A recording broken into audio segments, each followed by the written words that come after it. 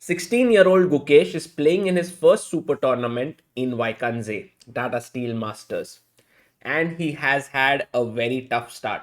He was on 1.5 out of 7 and had lost 4 games, 3 draws, and was playing against Parham Maghsoodloo in the 8th round. And this game is filled with so many exciting moments and interesting points. Also, there are positional decisions, tactical decisions, and I want to ask you a few questions. So let's get it cracking. Gukesh is with the white pieces, opens the game with d4. Now, Parham goes knight to f6, c4, e6, knight f3, and now he plays his pet line. I think Parham has played this quite often, h6. Now, generally, I do believe that d5, knight c3, and h6 is becoming more and more popular.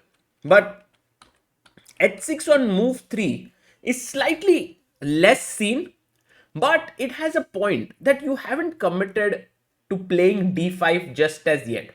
And once you haven't committed d5 after knight c3, you can go into the Nimzo Indian territory with bishop b4 without committing d5 as yet.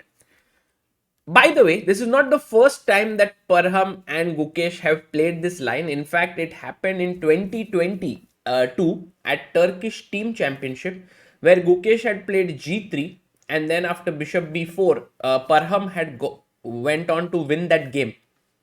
So, knight c3 this time by Gukesh, bishop b4, e3, c5, bishop d3, castles, and d5. And you can say that we are in one of the mainline territories of the Nimzo Indian with the inclusion of the move h6. And I think that favors white in some ways, because h6 is not such a useful move as right now. Okay, Gukesh takes. I think this was his prep. Takes dc, bishop c5, and now you have this isolated queen pawn position. And I like Gukesh's next move, b3. So what you want to do is you want to put your bishop on this beautiful long diagonal. Knight comes out to c6, bishop b2. And always remember that a move like d4 does not work in such positions, mainly because of knight a4 hitting the bishop, and then you would lose this pawn. So bishop g4 was played, and here h3, bishop h5. If you take queen takes, knight e5, queen f5, takes. This just favors white, because when you have an isolated queen pawn, you mustn't be exchanging pieces. White is playing against this and can then just go knight e2, knight d4, and this becomes, as more pieces get off the board, it starts getting more and more weak. So bishop h5, Gukesh goes rook c1, bishop goes back, bishop e2, just a safe move, rook c8, and now the knight came to a4, bishop c7. And here Gukesh had a choice. He went for the move knight c5, and I think it's a most natural move. But it could also have been interesting to be greedy at this point, because after bishop takes, queen takes, and queen d5, you are just winning a pawn. Also, he cannot get this tempo with rook d8 because the bishop is hanging. And if you take on f3, then I can just take back with my queen as well, and I'm just better here. So maybe Gukesh didn't like this. Perhaps something about bishop g6, and he thought the opponent has bishop pair. And why should he do that when he has a risk-free edge? So he played knight c5. But I loved what Parham did here. So try to take your time, because this is where the position can get really bad for you if you don't put your mind to it. Black to play.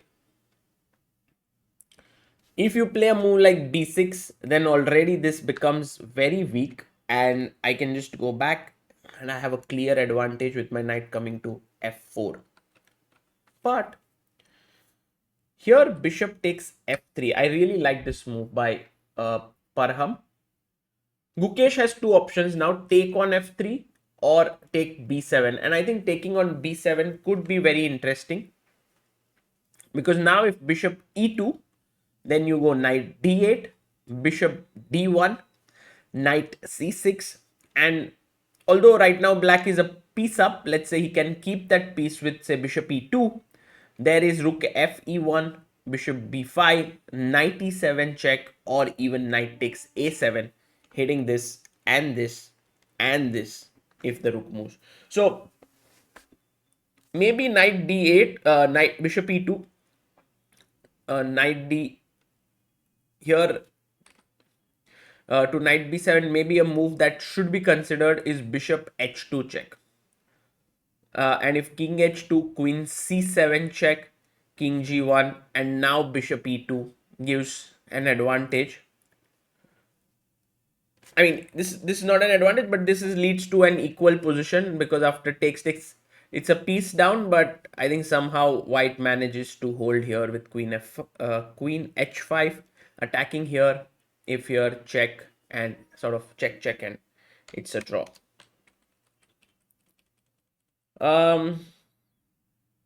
So bishop h2 and queen c7 could be, but bishop h2, there is also king h1. So it's a very interesting and complicated position. In fact, here black must go queen b6, and you can see black's two pieces are hanging, white's one piece is hanging here.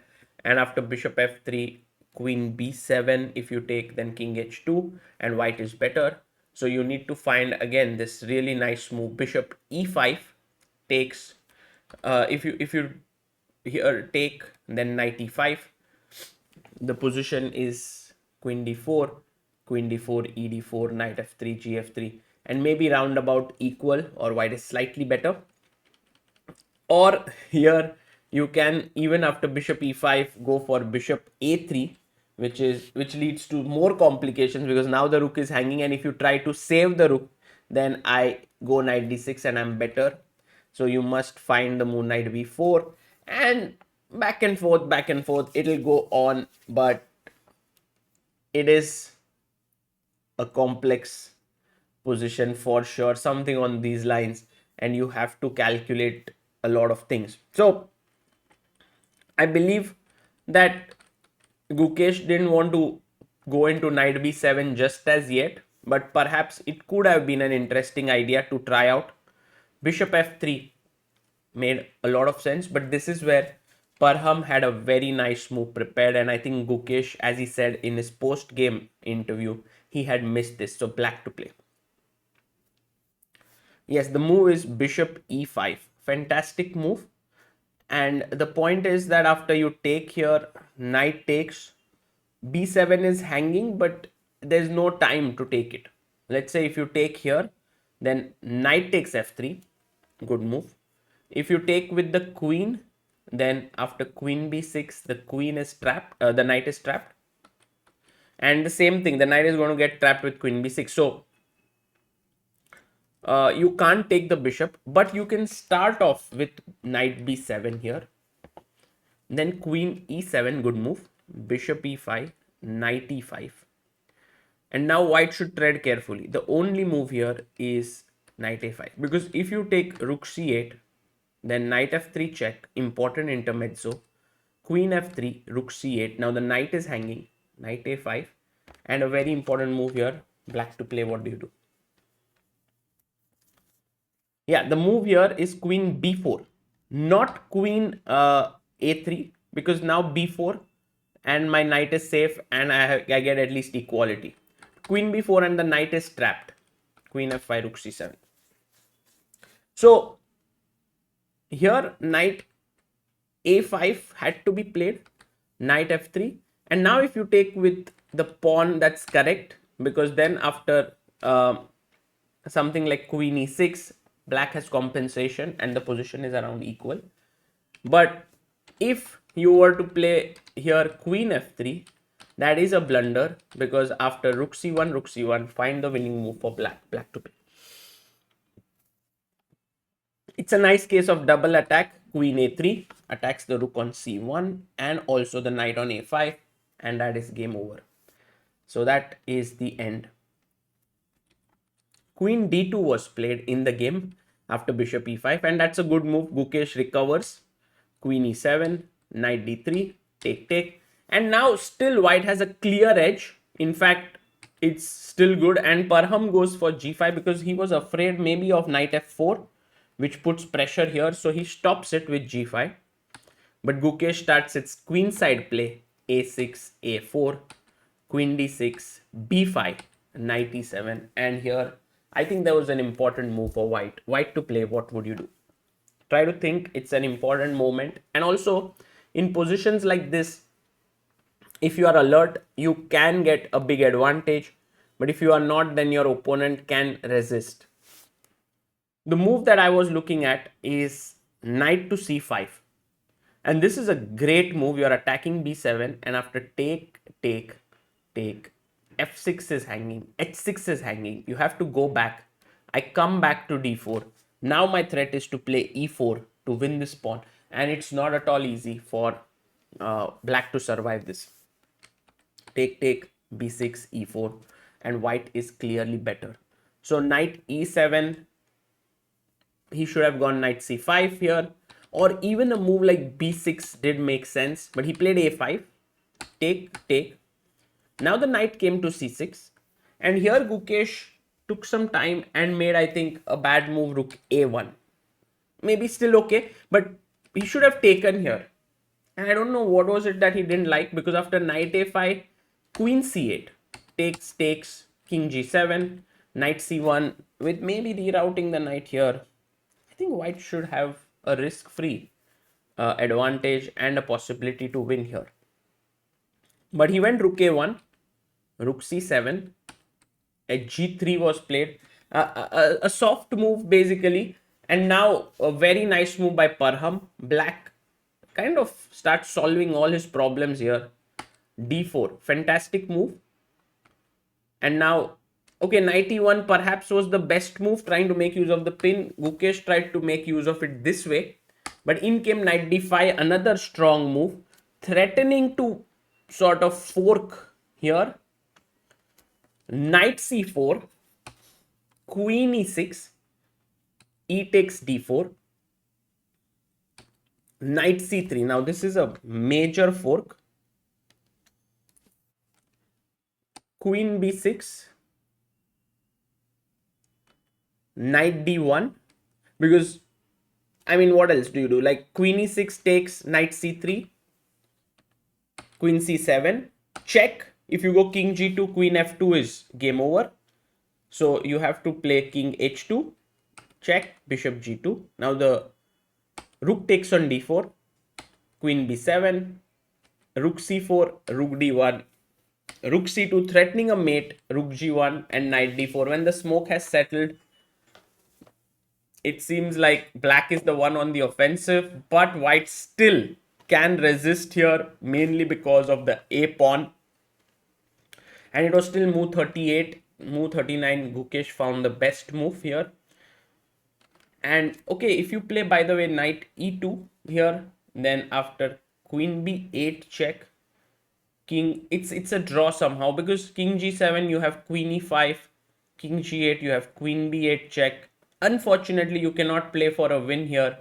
Bishop e4, f5, and somehow rook g2 here, and that is the move that leads to a draw. Check here, king h2.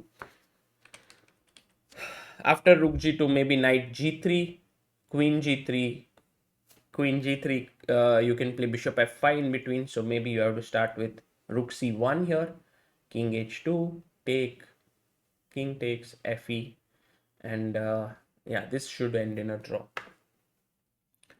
So he could have played knight e2, but he went knight f5, and this was Gukesh's 40th move. He gave a check, king g7, and now he had a lot of time.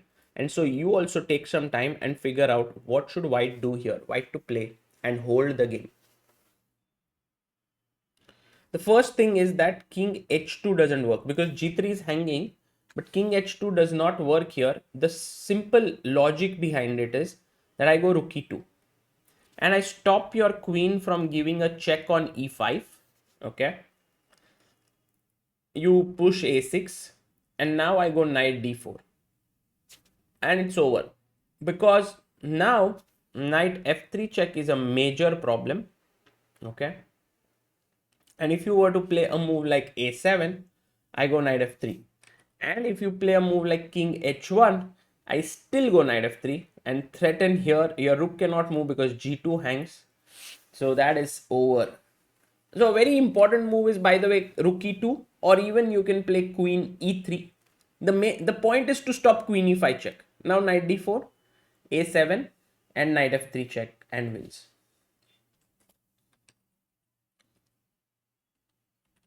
So here after knight f5, queen b8, king g7,